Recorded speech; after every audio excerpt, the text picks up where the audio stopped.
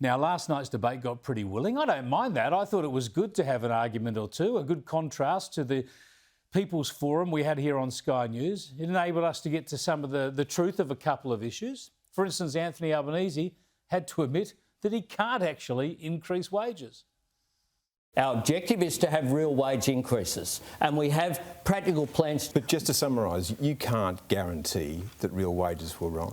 The difference between myself and the current government and Scott Morrison is that we will try to do what we can in measures and structures to improve real wages. We will support, for example, minimum wage increases. At the moment, this government won't even do that. You can't do anything.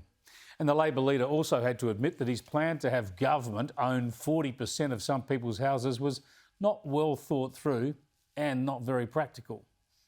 You will have flexibility in the scheme.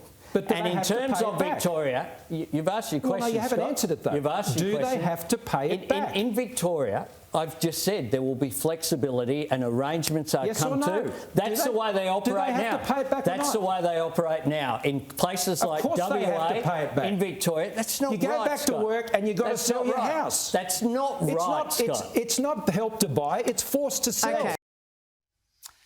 And for his part, Scott Morrison was forced to make a concession.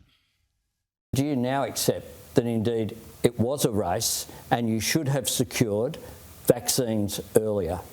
It was a race, Anthony, and we shouldn't have described it in those terms. Look, you see, I reckon this stuff is way too defensive. I think the Prime Minister has been too defensive throughout this campaign.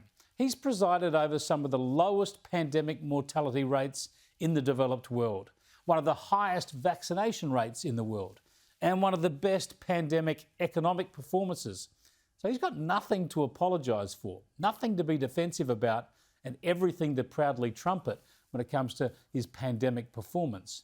Yet he says he used the wrong word back when we were trying to get the right vaccines to the right people back in the day.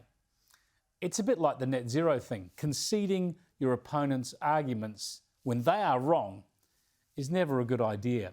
The rationale is that it neutralises the issue and allows you to move on. But the reality is you just cede the ground and you lose sight of your own strengths, your own important points of difference. That's the problem with the government in this election campaign. There is no one big idea they are contesting. The election campaign is about which side is better to muddle on in much the same way as we are now. This government needed to make the election about something important, turning our back on the madness of net zero by 2050, for instance, or at least embracing nuclear energy to make sure we could get there without destroying our energy security, or perhaps hitting back against the PC madness in our schools.